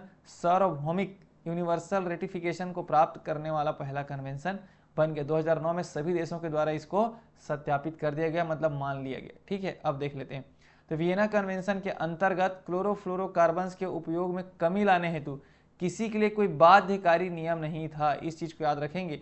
तो वियना कन्वेंशन की जो बैठक में जो भी बातें हुई, जो 1985 में हुआ, जो 1988 में आपको देखने को मिला कार्यशील, इसमें किसी भी देशों के लिए बाध्यकारी नहीं था, मतलब कंपलसरी नहीं था कि इस बात को आप माने। इस चीज को याद रखेंगे, क्योंकि मॉन्ट्रियल प्रोटोकॉल बाध्यकारी थे, तो समझ लेते हैं। तो जो कोई भी देश इसमें साइन किया तो उनके लिए ऐसा नहीं था कि कमी बस लाना है, आपको कोशिश करना है कि ओजोन का डिप्लीशन कम से कम हो, जो भी सब्सटेंसेज, जो भी पदार्थ जो ओजोन को खत्म कर रहा है उसका यूज आप कम करें, लेकिन ये बाध्यकारी नहीं था, मतलब ये कंपलसरी नहीं था जिन भी देशों के लिए। ठीक है, तो भारत ने ओजोन परत के संरक्षण हेतु इसको कब माना? तो 1991 में वियना कन्वेंशन पर हस्ताक्षर किए और सत्यापन किया। कब किया है? 1991, जबकि स्टार्ट कब से हो गया था? 1985 में बैठक हो गया था, 1988 से ये लागू हो गया था, मतलब कार्यशील हो गया था, लेकिन भारत कब साइन किया? 1991 में। तो इस चीज को भी याद रखेंगे, भारत के द्वारा वियना कन्वेंशन पे हस्ताक्षर कब किया गया? 1991 में। ठीक है, क्लियर है? ये एक कन्वेंशन था, बैठक था, फ्रेमवर्क डिसाइड किया गया कि ऐसे ओजोन को हम कम करने की कोशिश करेंगे, लेकिन बाध्यकारी नहीं था ये है बाध्यकारी आपका मॉन्ट्रियल प्रोटोकॉल। ये सिलेबस में भी लिखा है, इसलिए काफी इंपॉर्टेंट हो जाता है। देखिए, तो मॉन्ट्रियल प्रोटोकॉल एक अंतरराष्ट्रीय संधि है, इंटरनेशनल आपको ये कोऑर्डिनेशन है ना, जिसे ओजोन परत क्षरण हेतु जिम्मेदार पदार्थों के उत्पादन एवं उपभोग में कमी लाने के लिए तैयार किया गया था। तो ओजोन परत के जो भी ओजोन लेयर है उसका डिप्लीशन हो रहा है, क्षरण हो रहा है, तो इसमें जो जो पदार्थ, जो जो सब्सटेंस इसके लिए जिम्मेदार हैं, उनका उत्पादन को कम करें और उसकी उपयोगिता को भी कम करें, उपभोग को भी कम करें, है ना, ताकि उन पदार्थों की वातावरण में उपलब्धता कम हो और पृथ्वी की नाजुक ओजोन परत को सुरक्षित रखा जा सके। तो ये पूरा जो मॉन्ट्रियल प्रोटोकॉल है ये ओजोन पर ही पूरा बेस्ड था, ओजोन लेयर को लेकर के पूरे बातें हुई थी। तो मॉन्ट्रियल प्रोटोकॉल कब हुआ? 16 सितंबर 1987। इस डेट को पूछा भी गया है कि मॉन्ट्रियल प्रोटोकॉल का डेट कब है, तो 16 सितंबर 1987 को अपनाया गया, जो 1 जनवरी 1989 मतलब 1 जनवरी 1989 को प्रभावी हो गया। बैठक कब हुई? 16 सितंबर 1987 को, और प्रभावी कब से हो गया ये? 1 जनवरी 1989 को। तो इस डेट को तो आपको भूलना ही नहीं है। तो मॉन्ट्रियल प्रोटोकॉल पर ओजोन क्षयकारी पदार्थों के संबंध में भारत ने कब साइन किया? देखिए, हस्ताक्षर कब किया भारत ने? 1992 में। तो ओजोन वाले में कब साइन किया भारत ने?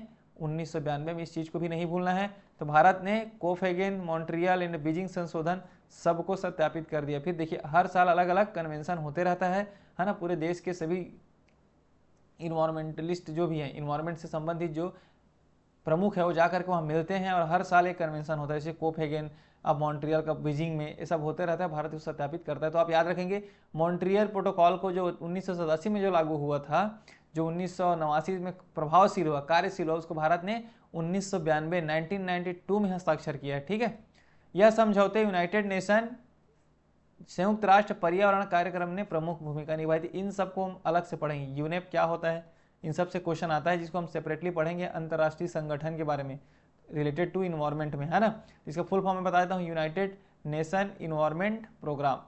ये बाध्यकारी है। देखिए, मॉन्ट्रियल प्रोटोकॉल उत्सर्जन के आधार पर एक बाध्यकारी समझौता है।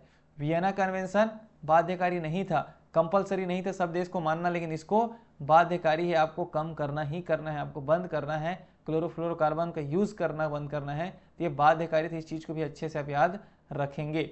तो मूल जो मॉन्ट्रियल प्रोटोकॉल जो 1987 में के तहत आया था, उसमें विकसित देशों को 2000 तक जो भी देश डेवलप्ड कंट्री जैसे अमेरिका, ब्रिटेन, ये सब क्या डेवलप कंट्री है, इनको क्लोरोफ्लोरोकार्बन का उपयोग एवं उत्पादन पूरी तरह से प्रतिबंध करने को कहा गया था। जो मॉन्ट्रियल प्रोटोकॉल आया उसमें क्या बोला गया कि आप 2000 तक जितने भी जो विकसित कंट्री है, फ्रांस, जर्मनी, इटली, आपका जो ब्रिटेन, अमेरिका, इन सबको बोला गया कि 2000 तक आप क्लोरोफ्लोरोकार्बन को पूरी तरह से प्रतिबंधित कर दीजिए अपने जो भी जिस भी इंस्ट्रूमेंट में, जिस भी मशीन में आप यूज़ करते हैं, सबको बंद करिए।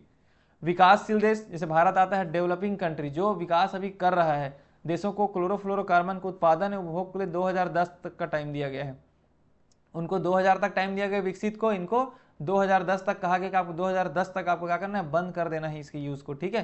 फिर इसके बाद लंदन में संशोधन हुआ इस पे, कोपेनहेगन में संशोधन हुआ 1992 में, तथा अमेरिका और कनाडा आदि देशों के द्वारा प्रस्ताव पर HCF हाइड्रोफ्लोरोक्लोरोकार्बन्स, क्या है HFC हाइड्रोफ्लोरोक्लोरोकार्बन्स, जिसमें मैंने बताया ना हाइड्रो वाला, तो इसको भी, तो इनको क्या बोला गया कि आप क्लोरोफ्लोरोकार्बन्स को बंद करिए, आप हाइड्रोफ्लोरोकार्बन्स को यूज़ कर सकते हैं। उसके जो रिप्लेसमेंट जो हमने बताया था कि प्रतिस्थापन में यूज़ करना स्टार्ट किया गया ना, तो 2010 से प्रोटोकॉल का एजेंडा हाइड्रोक्लोरोफ्लोरोकार्बन्स को धीरे धीरे बाहर करना है। देखिए सबसे पहले 1989 में आता है, ये प्रभावशील होता है, तो ये बोलते हैं कि विकसित देश को 2000 तक आप क्लोरोफ्लोरोकार्बन्स को बंद करिए, अब इसके जगह आप हाइड्रोक्लोरोफ्लोरोकार्बन्स का यूज़ कर सकते हैं, मतलब रिप्लेसमेंट, क्योंकि ये कम हानिकारक है ओजोन गैस के लिए, ठीक है। फिर 2000 तक हुआ ना, 2010 तक दिया था टाइम, किसको दिया 2010 तक टाइम, विकासशील देश को 2010 तक टाइम दिया था, इनको भी सेम बोला कि आप भी क्लोरोफ्लोरोकार्बन का यूज़ कम करिए, हाइड्रोक्लोरोफ्लोरोकार्बन का यूज़ करिए, धीरे धीरे करके कम करिए। अब 2010 के बाद ये आ गया कि देखा गया है कि जो हाइड्रोक्लोरो हम जो अलाउ किए हैं, हाइड्रोक्लोरोफ्लोरोकार्बन्स HCFC क्लोरोफ्लोरोकार्बन्स के प्रतिस्थापन में, ये तो ग्लोबल वार्मिंग को बढ़ा रहा है, मैंने ऊपर बताया भी ग्लोबल वार्मिंग को ये बढ़ा रहा है, मतलब ग्रीन हाउस गैसेस की जगह के जैसे ये काम कर रहा है, तो इसको भी क्या किया जाए, अब बंद किया जाए, प्रतिबंध किया जाए। तो 2010 के बाद, यहाँ पे देखिए 2010 के बाद लिखा है, इसीलिए 2010 के प्रोटोकॉल का एजेंडा था कि हाइड्रोक्लोरोफ्लोरोकार्बन्स को धीरे धीरे बाहर करने का केंद्रित हो गया। अब जो हमने अलाउ किया था 2010 के बाद कोशिश की कि अब हाइड्रोक्लोरोफ्लोरोकार्बन से इसको भी प्रतिबंधित कर दिया जाए। फिर 2015 में दुबई में हाइड्रोफ्लोरोकार्बन्स पर दुबई पाथवे का अपनाया गया, मतलब दुबई पाथवे में रूल्स एंड रेगुलेशन देखने को मिला आपको। फिर एक अध्ययन के अनुसार हमें पता चलता है कि मॉन्ट्रियल प्रोटोकॉल के अंतर्गत हाइड्रोफ्लोरोकार्बन्स की कमी इस सदी के अंत तक अगर हम कर लेते हैं, हम कमी कर लेते हैं, तो हमारा टेम्परेचर 0.5 डिग्री सेल्सियस के तापमान में कमी ला देगी, जो ओजोन परत के संरक्षण में भी मदद करेगी। तो अगर हम हाइड्रोक्लोरोफ्लोरोकार्बन्स को भी रोक देते हैं इस सदी में, तो हम क्या करेंगे, 0.5 डिग्री सेल्सियस का ग्लोबल वार्मिंग हम कम कर सकते हैं पूरे वातावरण का, जो कि काफ़ी एक संरक्षण प्रदान करेगी ओजोन लेयर को भी, ठीक है। अब लास्ट है किगाली समझौता को भी देखेंगे। इसमें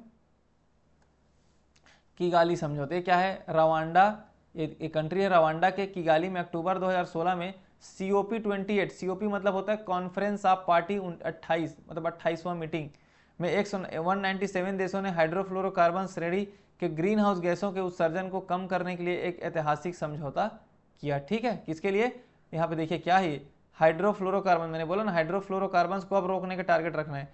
किगाली समझौता 1987 के मॉन्ट्रियल प्रोटोकॉल, जिसमें केवल ओजोन परत के क्षरण के लिए जिम्मेदार गैसें शामिल थी। देखिए इस चीज़ को अच्छे से याद रखना है आपको, ये बता रहे हैं, इस चीज़ को आपको क्लियर कर बता देते हैं ना।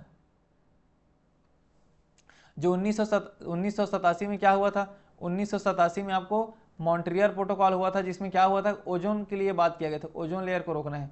लेकिन जब किगाली समझौता होता है 2016 में, अक्टूबर 2016 में, तो इसमें क्या बोलते हैं कि ओजोन लेयर को तो करना है, साथ ही साथ इसमें संशोधन करके बोल दिया गया ग्लोबल वार्मिंग के लिए जिम्मेदार गैसों को भी इसमें शामिल कर लिया गया। तो अब किगाली समझौता में क्या कर दिया गया कि इसमें मॉन्ट्रियल प्रोटोकॉल के जो रूल्स है, देखिए मॉन्ट्रियल प्रोटोकॉल आपको मिला 1987 में, उसमें रूल्स एंड रेगुलेशंस था, उसमें लिखा गया था कि ओजोन लेयर को कम करना है, मेनली इसी पे बात किया गया था। जब किगाली समझौता होता है अक्टूबर 2016 में, तो इसमें बोला जाता है कि उस रूल्स एंड रेगुलेशंस में जो हमने 1987 में बनाया है, उसमें अब क्या करें, जो ग्लोबल वार्मिंग के लिए जो भी गैसेस जिम्मेदार है उनको भी उसमें ऐड करवा दिया गया, ठीक है। तो सभी हस्ताक्षरकर्ता देशों ने हाइड्रोफ्लोरोकार्बन कटौती की अलग अलग सीमा के साथ 3 समूहों में सबको विभाजित कर दिया, सभी देशों को। सबसे पहला समूह था अमेरिका, यूरोपीय संघ, जो देश विकसित देश है, इनको बोला गया कि 2018 तक हाइड्रोफ्लोरोकार्बन्स के उत्पादन और खपत को स्थिर कर लेंगे, मतलब रोक देंगे, और 2036 तक इसे 2012 के स्तर से 15% कम कर देंगे। तो ये ग्रुप 1 को बोला गया। ग्रुप 2 जिसमें चीन, ब्राजील, संपूर्ण अफ्रीका देश शामिल, इनको बोला गया 2024 तक आप हाइड्रोफ्लोरोकार्बन्स का उपयोग को स्थिर कर देंगे, 2045 तक इसे 2021 के स्तर के 20% तक कम कर देंगे।